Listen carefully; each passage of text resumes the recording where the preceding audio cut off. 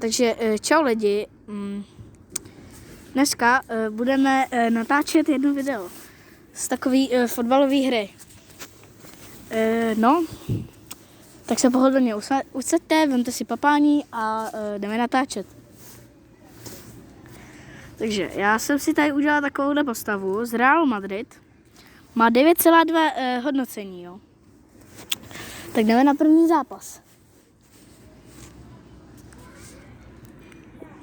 Rohovej kop. Počkej. Ježiš, to je špatný, špatný roh. Tak dáme to znova. Ježiš, to je trošku moc. Ale i když, no, prosím. Ale tak co děláš? No, ale ty vole. Hej. Pomoc. Co se stalo? Pomoc.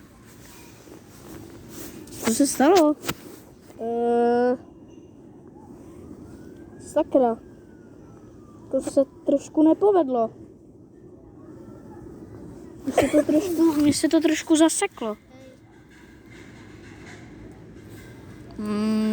To se mi trošku nepovedlo. Tak